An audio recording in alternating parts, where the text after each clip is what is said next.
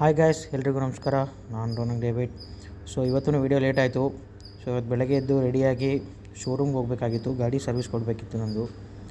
So ಹೋಗಿದ್ವಿ ಶೋರೂಮ್ಗೆ, ಗಾಡಿ ಬಿಟ್ವಿ. ಫುಲ್ ಲೇಟ್ ಆಯಿತು. ಸುಮ್ಮನೆ ಟೈಮ್ ಪಾಸ್ ಮಾಡೋಣ ಅಂತ ಪಕ್ಕದಲ್ಲಿ ಪಾರ್ಕಿಗೆ ಹೋಗಿದ್ವಿ. ಹಿಂಗೆ ನೋಡಿ ಅಲ್ಲಿ ಪುನೀತ್ ರಾಜ್ಕುಮಾರ್ ಅವರು, ಅದು ಬೋರ್ಡಿಂಗ್ ಇತ್ತು ಅವ್ರದ್ದು. ಹಿಂಗೆ ಸುಮ್ಮನೆ ಟೈಮ್ ಪಾಸ್ ಮಾಡೋಣ ಅಂತ ಟೈಮ್ ಪಾಸ್ ಮಾಡ್ತಾಯಿದ್ವಿ. ಅಲ್ಲಿ ನೋಡಿ ಮಾಮ ಸುಮ್ಮನೆ ಅವರು ಮೊಬೈಲಲ್ಲಿ ನೋಡ್ತಾಯಿದ್ರು. ಏನು ಮಾಡೋಣ ಅಂತ ಹಿಂಗೆ ನೋಡ್ತಾಯಿದ್ವಿ.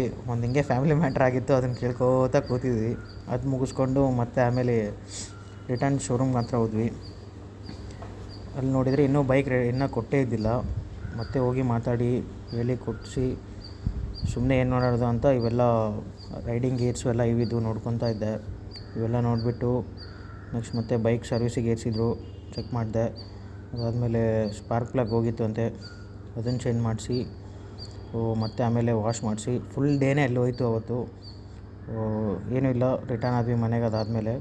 ಸೊ ಸಬ್ಸ್ಕ್ರೈಬ್ ಮಾಡಿ, ಫಾಲೋ ಮಾಡಿ. ಸೊ ಇವತ್ತೊಂದು ವೀಡಿಯೋ ಹಾಕ್ತೀನಿ. Okay, bye, thank you.